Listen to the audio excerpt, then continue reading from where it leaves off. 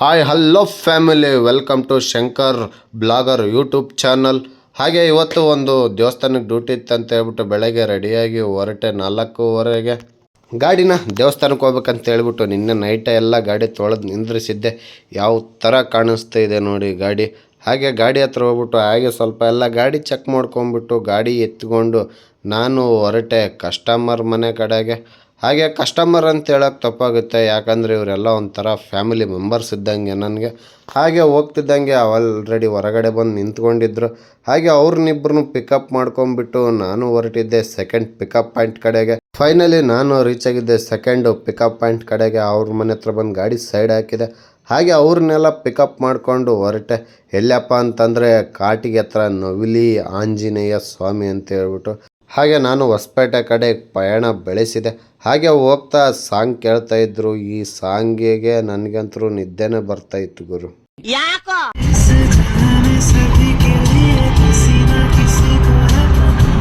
ಯಾಕಂತಂದ್ರೆ ಆ ಸಾಂಗಿಗೆ ಫಾಸ್ಟಾಗಿ ಅಮೌಂಟ್ ಹಾಕೋದೇನೆ ಮರ್ತು ಬಿಟ್ಟಿದ್ದೆ. ಹಾಗೆ ಟೋಲಲ್ಲಿ ಬಿಡಲಿಲ್ಲ, ಹಿಂದಕ್ಕೆ ಕಳಿಸಿಬಿಟ್ರು. ಹಾಗೆ ಆ ಸಾಂಗ್ ಎಲ್ಲ ಕ್ಯಾನ್ಸಲ್ ಮಾಡಿಸ್ಬಿಟ್ಟು ನಮಗೆ ಯಾವ ಸಾಂಗ್ ಬೇಕಿತ್ತು ಆ ಸಾಂಗ್ ಹಾಕ್ಕೊಂಡು ಹಾಡ್ಕೊತ ಹೊರಟು ಬಿಟ್ವಿ.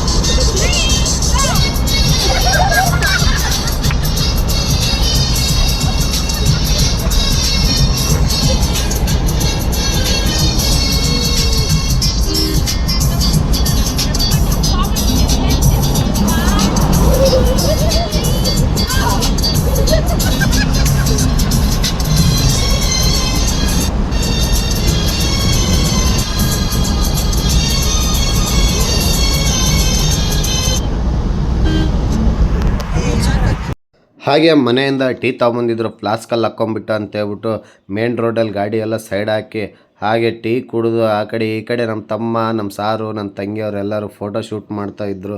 ಹಾಗೆ ಇವ್ರ ಜೊತೆ ಎಲ್ಲ ಒಂದು ಟೀ ಕುಡ್ಕೊಂಡು ಇಲ್ಲಿ ನೋಡಿ ಈ ಕಪಲ್ಸು ನೆಕ್ಸ್ಟ್ ಲೆವೆಲಾಗಿ ಫೋಟೋ ಶೂಟ್ ಮಾಡ್ತಾಯಿದ್ರು. ಅದನ್ನೆಲ್ಲ ನೋಡಿಕೊಂಡು ಕೈಯಲ್ಲಿ ಕಾಫಿ ಕಪ್ ಹಿಡ್ಕೊಂಬಿಟ್ಟು ಫೋಟೋ ಶೂಟ್ ಮಾಡ್ತಾಯಿದ್ರು. ಇದನ್ನೆಲ್ಲ ನೋಡ್ತಾ ನನಗೆ ಅಯ್ಯಪ್ಪ ಅನಿಸಿತ್ತು. ಇಲ್ಲಿ ನಮ್ಮಮ್ಮ ನೋಡಪ್ಪ ಅಂತಂದರೆ ಅವಲಕ್ಕಿನ ತಿಂತೈತಿ, ನನಗೆ ಕೊಡ್ತಾನೇ ಇಲ್ಲ ಅವಲಕ್ಕಿ. ನಮ್ಮಮ್ಮ ಒಂದೇ ತಿಂತೈತೆ. ಹಾಗೆ ನನ್ನ ತಂಗಿ ವಿಡಿಯೋ ಮಾಡಿದ್ದು ನೋಡಿ ಓಡೋದ್ಲು. ಅಷ್ಟರಲ್ಲಿ ಎಲ್ಲರದು ಕಾಫಿ ಎಲ್ಲ ಮುಗೀತು. ಹಾಗಾಗಿ ಅವರೆಲ್ಲ ಒಂದು ಹೊಲದಲ್ಲಿ ಸಿಕ್ತಪ್ಪ ಅಂತೇಳ್ಬಿಟ್ಟು ಫುಲ್ಲು ಫೋಟೋ ಶೂಟಿಗೆ ನಿಂತ್ಕೊಂಡ್ಬಿಟ್ರು. ಇದು ನೋಡಿದ್ರೆ ಯಾರ್ದೇನೋ ಹೊಲ ಗೊತ್ತಿಲ್ಲ, ಫುಲ್ ಫೋಟೋ ಶೂಟಿಗೆ ನಿಂತ್ಕೊಂಡ್ಬಿಟ್ಟಿದ್ದಾರೆ. ಹಾಗೆ ಅಲ್ಲಿದ್ದ ನಾವು ಬಂದಿದ್ದೆ ಕನಕಗಿರಿಗೆ ಬಂದುಬಿಟ್ಟು ನರಸಿಂಹಸ್ವಾಮಿ ಟೆಂಪಲ್ ಅಂತೆ. ಹಾಗೆ ಅಲ್ಲಿ ದರ್ಶನ ಮುಗಿಸ್ಕೊಂಡು ಹೋಗೋಣ ಅಂತ ಹೇಳಿದರು. ಹಾಗೆ ನಮ್ಮಮ್ಮರನ್ನೆಲ್ಲ ದರ್ಶನಕ್ಕೆ ಬಿಟ್ಬಿಟ್ಟು ನಾನು ವೇಟ್ ಮಾಡ್ತಾಯಿದ್ದೆ. ಅಷ್ಟರಲ್ಲಿ ನಾವು ನವಿಲಿಗೆ ಹೋಗ್ಬೇಕಿತ್ತಲ್ಲ, ನವಿಲಿ ಆಂಜನೇಯಗೆ. ಹಾಗೆ ಹೊರಟೆ. ಆ ರೋಡ್ ನೋಡ್ರಿ ಯಾವ ಥರ ಇದೆ ಅಂತ ಹೇಳ್ಬಿಟ್ಟು. ಈ ಸರ್ಕಾರದವ್ರು ಅದೇನು ರೋಡ್ ರೆಡಿ ಮಾಡಿಸ್ತಾರೋ ಏನು ಕತೆನೋ ಗೊತ್ತಿಲ್ಲ. ಈ ರೋಡಿಗೆ ಯಾಕನ ಬಂದೆಪ್ಪ ಅನಿಸಿತ್ತು ನನಗೆ. ಈ ರೋಡ್ ನೋಡಿದ್ರೆ ನನ್ನ ಗಾಡಿ ಮುಗೀತು ಇವತ್ತು, ನನ್ನ ಗಾಡಿ ಕತೆ ಅಂದ್ಕೊಂಡು ಹಾಗೆ ಮೆಲ್ಲಕ್ಕೆ ಡ್ರೈವಿಂಗ್ ಮಾಡಿಕೊಂಡು ಹೊರಟೆ. ಯಾಕಂತಂದರೆ ಬಂದುಬಿಟ್ಟಿವಿ, ಏನೂ ಮಾಡೋಕ್ಕಾಗಲ್ಲ, ಹೋಗಲೇಬೇಕಲ್ವ, ಅದಕ್ಕೋಸ್ಕರನೇ. ಹಾಗೆ ಫೈನಲಿ ನಾನು ನವಿಲಿ ದೇವಸ್ಥಾನದ ಹತ್ರ ರೀಚ್ ಆದೆ. ಹಾಗೆ ದೇವಸ್ಥಾನದೊಂದು ವೀಡಿಯೋ ಮಾಡ್ಕೊಂಬಿಟ್ಟು ಹಾಗೆ ಗೋಪುರದೊಂದು ವಿಡಿಯೋ ಎಲ್ಲ ಮಾಡಿಕೊಂಡು ನಾನು ಹೊರಟೆ ದೇವಸ್ಥಾನ ದರ್ಶನ ಮಾಡ್ಕೊಂಬರೋಕ್ಕೆ. ಹಾಗೆ ಒಳಗಡೆ ಹೋಗ್ತಿದ್ದಂಗೆ ನಿನ್ನೆ ನೈಟ್ ಬಂದು ಆಲ್ಟ್ ಆಗಿರೋರು ಭಾಳ ಮಂದಿ ಇದ್ದರು ಈ ದೇವಸ್ಥಾನಕ್ಕೆ. ಹಾಗೆ ದರ್ಶನ ಎಲ್ಲ ಮುಗಿಸ್ಕೊಂಡು ಹಾಗೆ ನಾನು ಒಂದು ಫ್ರಂಟ್ ವಿಡಿಯೋ ಮಾಡ್ಕೊತ ಹಾಗೆ ಆ ಕಡೆ ಈ ಕಡೆ ದೇವಸ್ಥಾನದ್ದೆಲ್ಲ ಸವಿತಾ ಇದ್ದೆ. ಹಾಗೆ ಅಷ್ಟನ್ನೆಲ್ಲ ಮುಗಿಸ್ಕೊಂಡು ಹೊರಗಡೆ ಬರ್ತಿದ್ದಂಗೆ ನಮ್ಮಮ್ಮರು ಉಪ್ಪಿಟ್ಟು ಮಾಡ್ಕೊಂಬಂದಿದ್ರು ಮನೆಯಿಂದ. ಹಾಗೆ ಎಲ್ಲರ ಜೊತೆ ಕೂತ್ಕೊಂಡು ಟಿಫನ್ ಮುಗಿಸಿದೆ. ಯಾಕಂತಂದರೆ ನೋಡಿ ಈ ಥರ ಎಲ್ಲರೂ ಕೂತ್ಕೊಂಡು ಟಿಫನ್ ಮಾಡೋದು ಎಷ್ಟು ಸಂತೋಷದ ಸುದ್ದಿಯಪ್ಪ ಅಂತಂದರೆ ಹೇಳ್ಬಾರ್ದು ಅದು. ಹಾಗೆ ಟಿಫನ್ ಎಲ್ಲ ಮುಗಿಸ್ಕೊಂಡು ಅವ್ರನ್ನೆಲ್ಲ ಪಿಕಪ್ ಮಾಡಿಕೊಂಡು ನಾನು ಹೊರಟೆ ನಾನ್ ಸ್ಟಾಪ್ ಸೊಂಡೂರು ಕಡೆಗೆ. ಹೋಗ್ತಾ ಇದ್ದಂಗೆ ನೋಡಿ ಯಾವ ಥರ ಗ್ರೀನರಿ ಇದೆ ಅಂತೇಳ್ಬಿಟ್ಟು. ಹಳ್ಳಿ ಕಡೆ ಆದರೂ ಕೂಡ ನೆಕ್ಸ್ಟ್ ಲೆವೆಲಾಗಿದೆ ಆ ಮೋಡ ಅದೆಲ್ಲ. ಹಾಗೆ ಕಲ್ಲಂಗಡಿ ಹಣ್ಣು ಅವೆಲ್ಲ ಹಾಕಿದ್ರು ಅಂತೇಳ್ಬಿಟ್ಟು ಹೊಲದಲ್ಲಿ ಇಸ್ಕೊಂಬರೋಕ್ಕೆ ಅಂತೇಳ್ಬಿಟ್ಟು ನಮ್ಮಮ್ಮರು ಇಬ್ಬರು ಹೋದರು. ಹಾಗೆ ಅವ್ರ ಹತ್ರ ಹೋಗಿ ಕರ್ಬೂಜ ಹಣ್ಣು ಅವೆಲ್ಲ ಇಸ್ಕೊಂಬಂದರು. ಹಾಗೆ ಅಲ್ಲಿದ್ದ ಪಿಕಪ್ ಮಾಡ್ಕೊಂಡು ನಾನು ನಾನ್ ಸ್ಟಾಪಾಗಿ ಹೊರಟೆ ಹೊಸಪೇಟೆ ಕಡೆಗೆ. ಹೋಗ್ತಾ ಆನ್ ದ ವೇಯಲ್ಲಿ ಹಾಗೆ ನೋಡಿ ಎಲ್ಲರ ಜೊತೆ ಎಂಜಾಯ್ ಮಾಡ್ಕೊಂಡು ಡ್ರೈವಿಂಗ್ ಮಾಡ್ಕೊಂಡು ಹೋದೆ.